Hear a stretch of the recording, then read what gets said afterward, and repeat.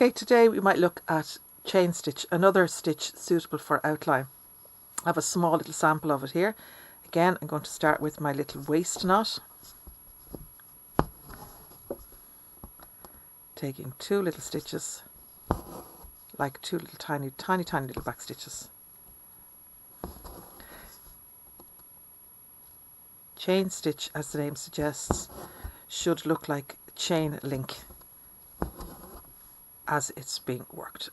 There are a couple of ways of working it, away from you, towards you. I like working it towards me, and I'm doing it in the hoop, in the hope that you'll see the whole structure of the stitch. So I'm ready to begin. So bring the needle down.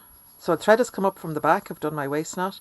I'm going to bring the needle down, and you can see now I have a loop of thread here. I'm going to keep that loop, control of that loop, and I'm going to bring the needle up the length of a stitch, and you can see the needle is in the center,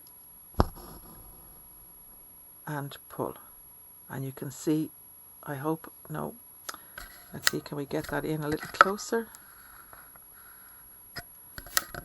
that you can see the little chain link there.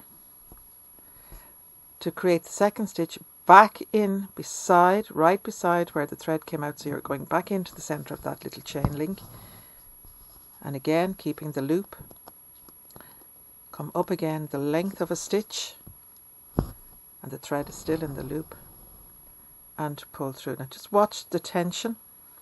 You need to pull it just enough to create the loop, but not enough to have it so tight. Back down again,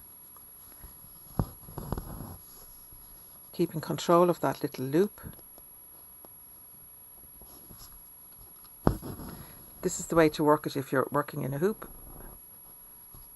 If you have no hoop, or you don't like working with the hoop, you're going to be holding the thread, this is called the working thread, out to your left hand side, bringing your needle down, bringing it up from the back again, but you're still creating that little chain loop there. I'm just going to lose this knot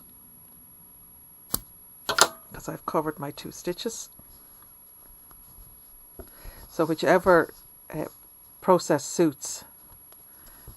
So you're bringing it down into the stitch, the previous stitch, and creating that lovely chain link effect.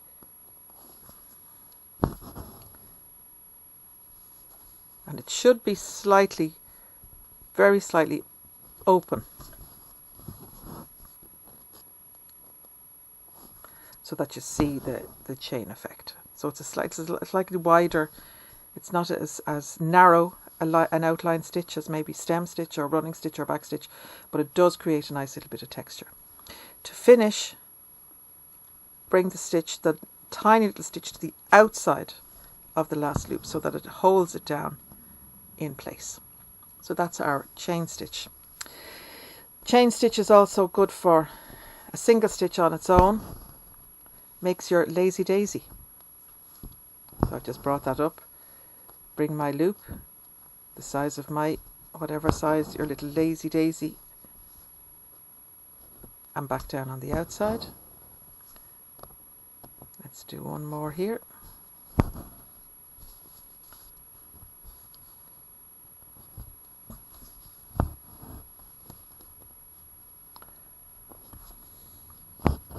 There's my couple of little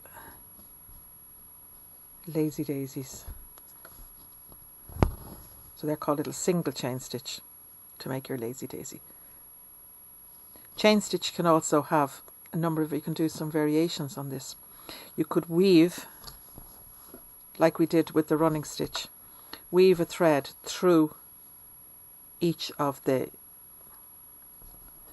so weaving, I haven't put any thread on this, but weave a thread through each one, so you can create, and you can come back again, create that a double edge, so it give you quite a thick outline. You could also take a single thread, I would suggest, and do a little running stitch over each of the up and over, up and over, up and over, and that would create another effect. So that it's a bit like, as I say, with embroidery, you're not limited to the amount of stitches that you can do. Once you have the basics, it's up to you to be creative. Happy stitching.